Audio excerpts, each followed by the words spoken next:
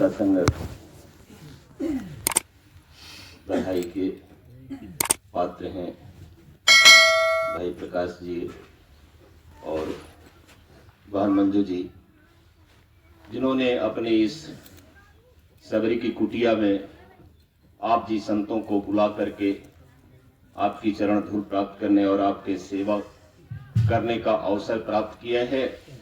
साथ ही साथ इस पूरे क्षेत्र को एक संदेश देने का काम किया है कि आओ रब का दर्शन कर लो, कह दो सब इंसानों से मुर्शद मानव बना रहा है मुझसम जैसे हैवानों को।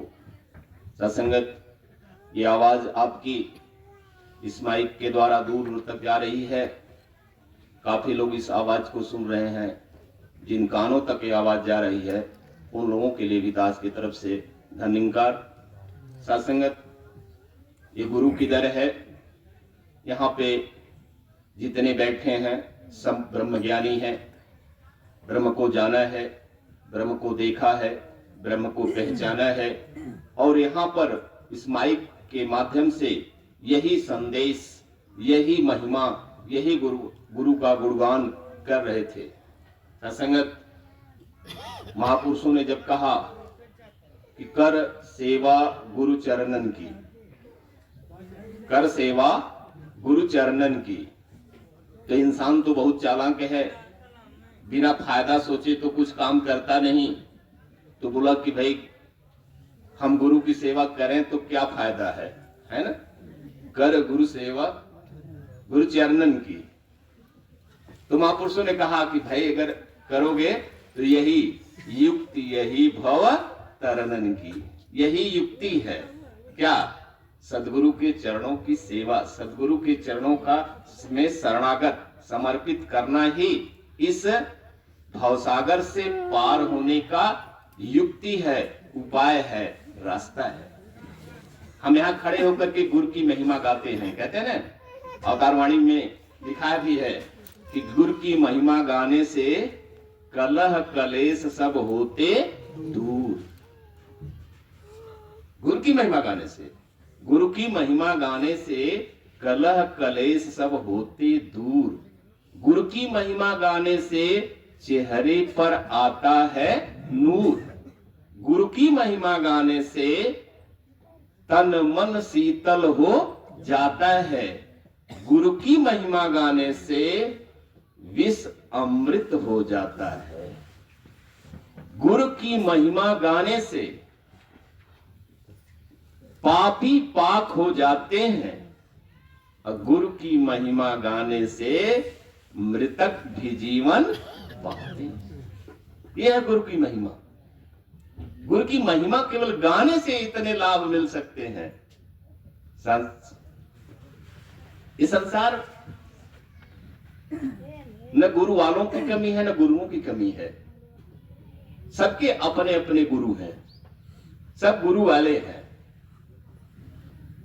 वास्तव में सत्संगत, गुरु तो बहुत है, लेकिन सदगुरु कौन होता है या गुरु कहते किसे हैं?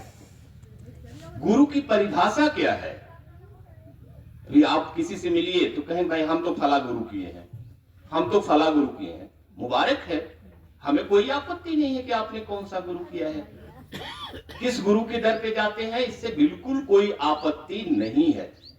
बस दास ये कहता है कि शास्त्र उठा करके देख लो, जिस गुरु की शरण में हो क्या वह गुरु की कसौटी पे खरा उतरता है कि नहीं? ये दास नहीं देगा। आप शास्त्र उठा लो और शास्त्र उठा करके देख लो कि क्या जिसको हमने अपने जीवन में गुरु बनाया है, क्या वह गुरु की कसौटी पे खरा उतरता है कि नहीं? गुरु दो शब्द से बना है, गु और रू। गु माने अंधकार और रू माने उजाला। जो अंधकार से प्रकाश की तरफ ले जाए वही क्या होता है? गुरु होता है। नहीं तो कहते हैं कि हर शिष्य धन सो कन हरही, ते गुरु घोर नरक मह परई। बाबा तुलसीदास जी ने रामचरितमानस में लिख दिया, हरहि शिष्य धन शोक न हरहि, ते गुरु घोर नरक मह पर। अब आप सोचिए कि आपके गुरु क्या कर रहे हैं, आपका शोक यानी अज्ञानता का हरण कर रहे हैं या आपके धन का हरण कर रहे हैं, किस रास्ते पे लेके जा रहे हैं। बाबा कबीर ने भी कहा कि हम ऐसे किसी को गुरु कैसे मान लें,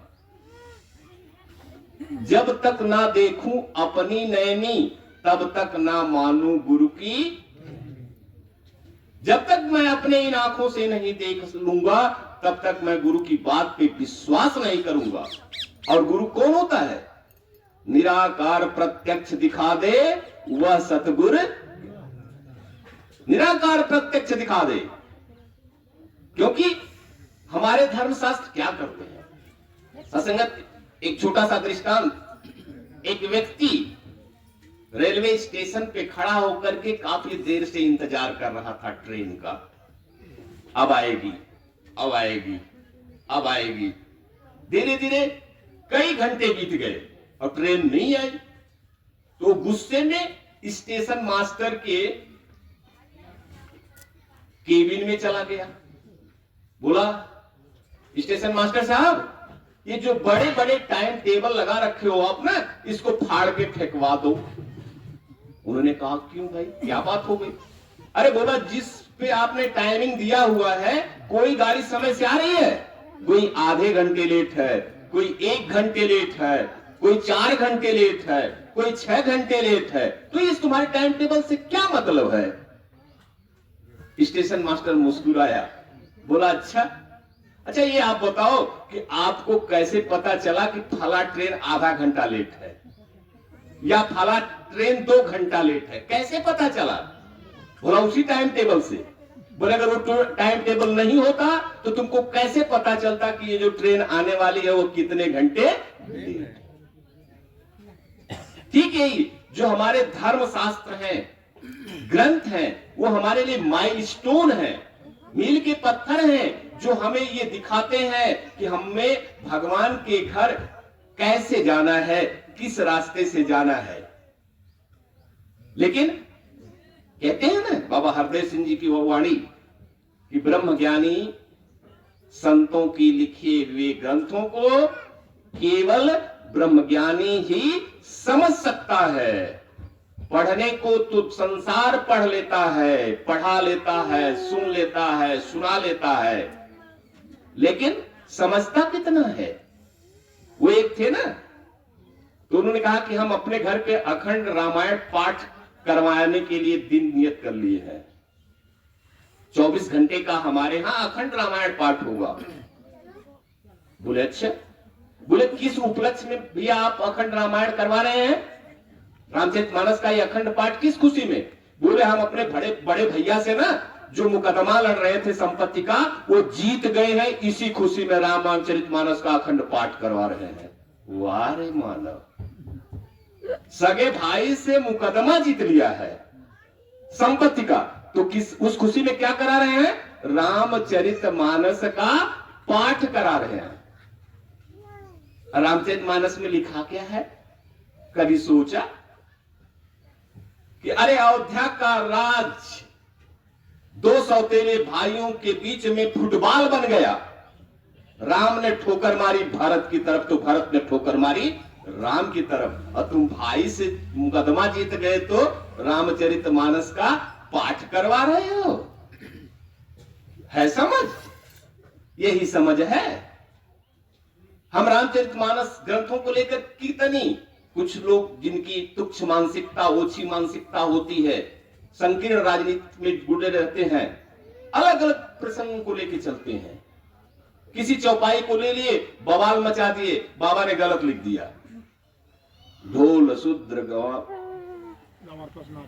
सब ताड़न के, गलत लिख दिया। अरे चलो ठीक है, ये तुम्हारी समझ में नहीं आएगा, मान लेता हूं गलत लिखा है, गलत लिखा है, लेकिन उसमें जो सही लिखा है उसका तुमने कितना पालन किया भैया। वहां तो पिता की एक आज्ञा पे 14 साल वनवास जाने के लिए तैयार हो गए, तुम पिता की कितनी आज्ञा मानते हो। तुम पिता की कितनी इज्जत करते हो?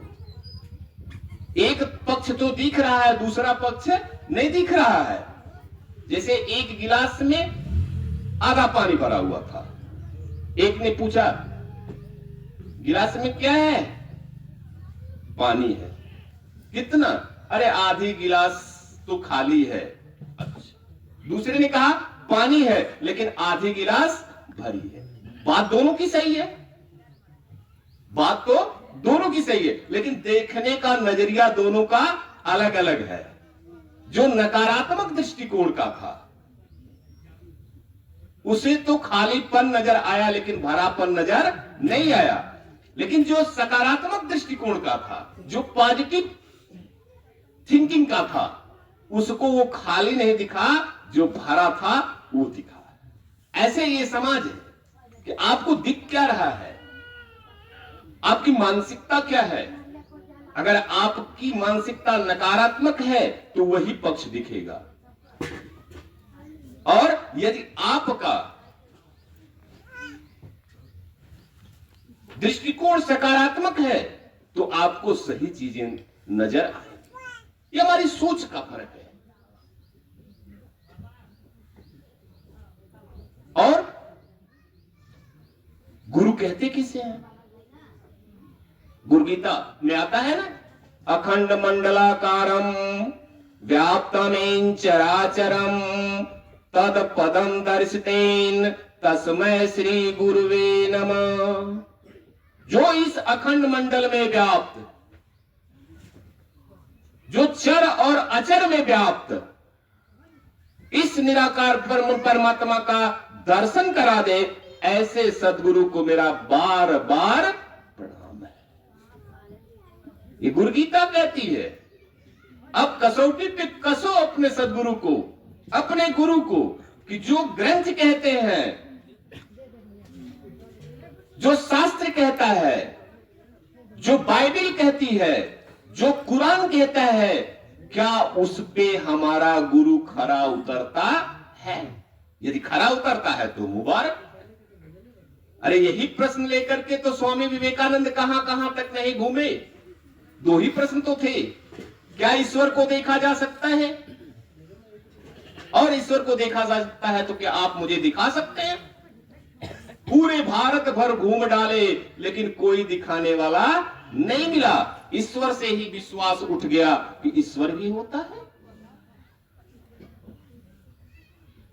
और अंत में जब उनके मित्र के द्वारा वो समय आ गया, कहते जब तक समय नहीं आता सद्गुरु का दर नहीं मिलती, जब तक इनकी कृपा नहीं होती ये दर किसी को नहीं मिल सकती। सुनने वाले सुनते रहते हैं लेकिन सच्चे मायने में ये दर उन्हीं को मिलती है जहां पर कृपा राम की, जिस पे इसकी कृपा होती है उसी को दर मिलता है। अन्यथा तो लोग पागल समझते हैं, वरना तो लोग पागल समझते हैं। लेकिन हम पागल भी अच्छे हैं। ये दुनिया ही पागल खाना है, ये दुनिया एक पागल खाना है, ये दुनिया एक पागल खाना है। हर शख्स यहां दीवाना है। कोई पागल है चतुराई का, कोई पागल है सहनशाही का, कोई पागल है चतुराई का। सबसे अच्छा वो पागल है, सबसे अच्छा वो पागल है जो पागल है रघुराई का, जो पागल है गुरु शरणाई का। सबसे अच्छा वो पागल है। हम अच्छे पागल हैं। ये जुनून होना चाहिए।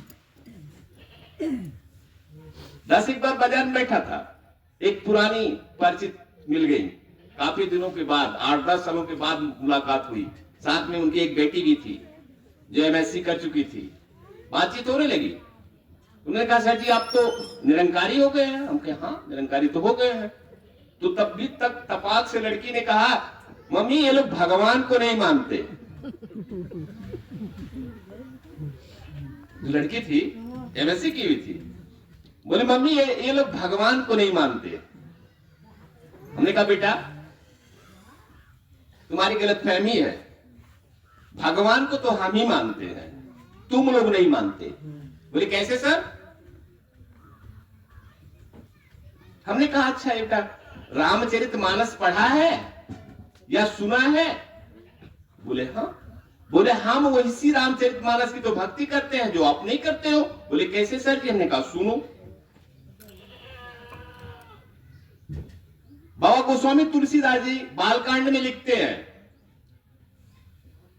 कि जिन देवताओं की आप पूजा करते हो वो कितने निरीह हो गए थे जब रावण का अत्याचार इस धराधाम पे उस त्रेता युग में हो गया था। तो अब एक बार रावण ने देवलोक में आक्रमण कर दिया और देवताओं ने सुना कि रावण आवत सुनौ सकोहा, देवन तकहु मेरी गुरु खोहा। कि जब देवताओं ने केवल इतना ही सुना कि रावण क्रोधित होकर के हमारे देवलोक पे आक्रमण करने के लिए आ रहा है, तो लड़ना तो दूर की बात, वो अपने परिवार को भी छोड़ करके भाग गए और जाके सुमेरु पर्वत के गुफा में छिप गए। अब उन्हीं की तो हम पूजा कर रहे हैं कि वो हमारी रक्षा करें, जो खुद की रक्षा नहीं कर पाए। और ये दास नहीं कह रहा है, रामचरितमानस का बालकांड कह रहा है। तो रावण पहुंचा तो देखा मैदान खाली, तो उसने क्या किया कि जितनी देवियां थी सबको जीत लिया। देव यक्ष गंधर्व किन्नर नाग कुमारी जीत बरी निज बाहुबल, सबको जीत लिया। अपने पुष्पक विमान पे बैठा के लेके चला गया, कहां? लंका। सबको अपनी सेवा में लगा दिया। जब देवताओं को पता चला कि सभी देवियां तो चली गई रावण के यहां, वहां दासी का काम कर रही हैं, तो सारे देवता भी हाथ जोड़ करके उसकी दरबार में हाजिर हो गए। कर जोड़े सब दिसिप विनीता सकल विलोक भ्रिकुट विलोक, कि सारे देवता हाथ जोड़ करके रावण के दरबार में चले गए। और बाबा जी ने, गोस्वामी तुलसीदास जी ने वो लिस्ट भी दे दी थी कौन कौन थे। रवि शशि अगिन धनधारी वरुण यम सब अधिकारी, ये सारे लोग क्या करने लगे? रावण की दासता स्वीकार करके उसकी चाकरी करने लगे, जिसकी पूजा करने के लिए हमें कहा जाता है। ये रामचरितमानस की बात है। अब जब पृथ्वी ने देखा कि जिन देवताओं के भरोसे थी कि ये हमारी रक्षा रावण से करेंगे, ये तो खुदे जाके रावण की चाकरी कर लिए, ये हमारी रक्षा क्या कर सकते हैं। तो वो गाय का स्वरूप धारण करके ब्रह्मा जी के पास जाती है, कहती है त्राहि माम, मेरी रक्षा करो, मेरी रक्षा करो। ब्रह्मा जी ने सोचा हम कैसे करें, मेरे बस की बात तो है नहीं। तो उन्होंने सारे देवताओं की एक सभा बुलाई, सारे देवताओं की सभा बुलाई। और जब सभा आई तो निर्णय हुआ कि इस रावण का अंत कैसे किया जा सकता है। तो सभा ने निर्णय लिया कि इस रावण का अंत केवल ये परमात्मा, ये ब्रह्म, ये निराकार कर सकता है और कोई नहीं कर सकता। तब ब्रह्मा जी ने पूछा कि ये निराकार, ये परब्रह्म, ये परमात्मा, ये मिलेगा कहां? मोको कहां ढूंढे रे बंदे, कहां मिलेगा? तो देवताओं में से कुछ लोगों ने कहा वैकुंठ अस प्रभु सोई, तो कुछ ने कहा कि नहीं पैनिद अस प्रभु सोई। आधे लोगों ने कहा नहीं ये परमात्मा वैकुंठ में रहता है, तो आधे ने कहा नहीं नहीं नहीं ये परमात्मा पैनिद यानी क्षीर सागर में रहता है। ब्रह्मा जी बोले अच्छे। तो उन्होंने कहा वैकुंठ वालों से चलो हम वैकुंठ चलते हैं, उस परमात्मा उस ब्रह्म के पास। वो लोग सर नीचे कर लिए, बोले क्या हुआ? बोले हमको तो यही नहीं पता कि वैकुंठ कहां है। बोले अच्छा, तो तुम चलो भाई, तुम तो कह रहे थे परमात्मा क्षीर सागर में रहता है, चलो क्षीर सागर चलते हैं। वो लोग भी सर नीचे कर लिए, बोले क्या हुआ? बोले हमको भी नहीं पता कि क्षीर सागर कहां है, लेकिन परमात्मा कहाँ है इसका पता केवल एक व्यक्ति के पास होता है, केवल एक व्यक्ति से पास होता है। यह सतयुग से लेकर के इस कलयुग तक चला आ रहा है। अभी महात्मा बोल रहे थे ना, युगो युगो से ज्ञान की डोरी रही गुरु के हाथों में।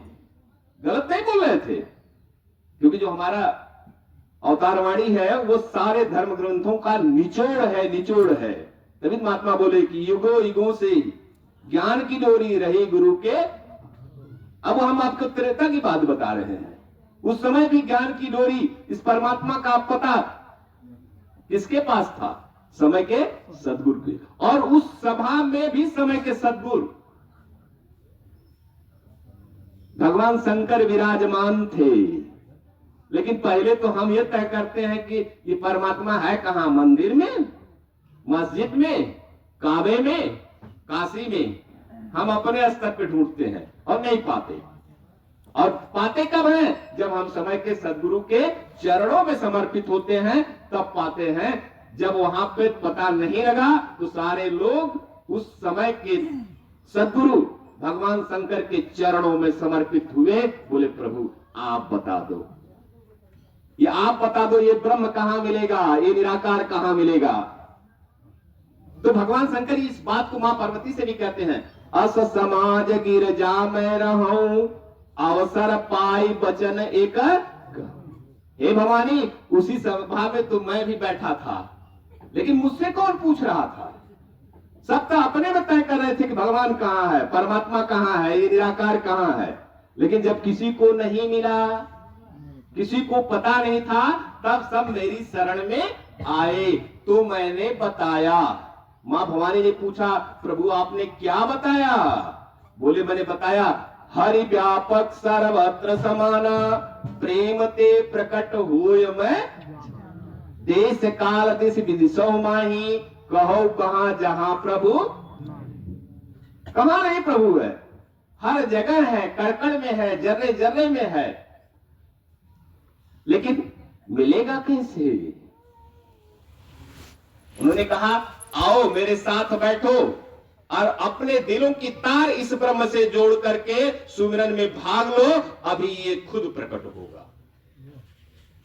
सारे देवता बैठ जाते हैं और भगवान शंकर के साथ स्तुति गान करते हैं इस परमपिता परमात्मा ब्रह्म की।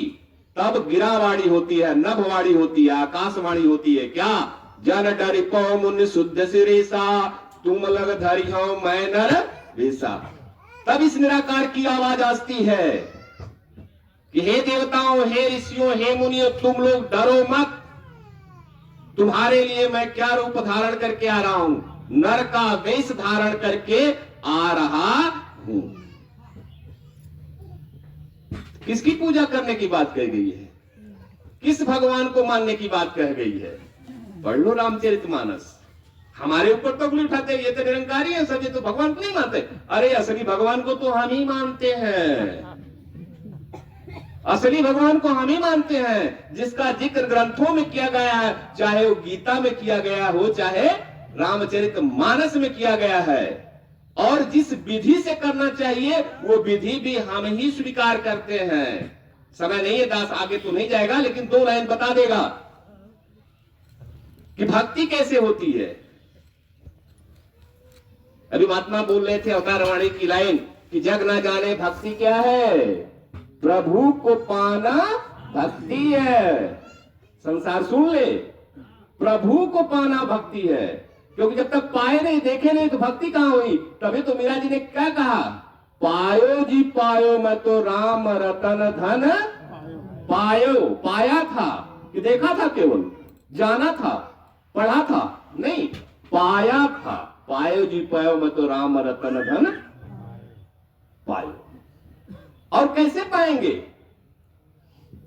जग ना जाने भक्ति क्या है, प्रभु को पाना भक्ति है। और छोड़ के सारे रगड़े झगड़े, इस दुनिया के जितने कर्मकांड पूजा पाठ है, सब छोड़ करके गुरु रिझाना भक्ति है। अब कोई कहे कि गलत बात है तो दास चलिए, जब कुरुक्षेत्र के मैदान में प्रभु श्री कृष्ण ने वो अपना विशाल अविनाशी अखंड स्वरूप दिखा दिया अर्जुन को, जिसके लिए अर्जुन को कहना पड़ा कि हे प्रभु आपको ऊपर से प्रणाम, हे प्रभु आपको नीचे से प्रणाम, हे प्रभु आपको दाएं से प्रणाम, हे प्रभु आपको बाएं से प्रणाम, हे प्रभु आपको चारों तरफ से प्रणाम, क्योंकि आपके तो चरण वंदना के लिए चरण ही नहीं दिख रहे हैं।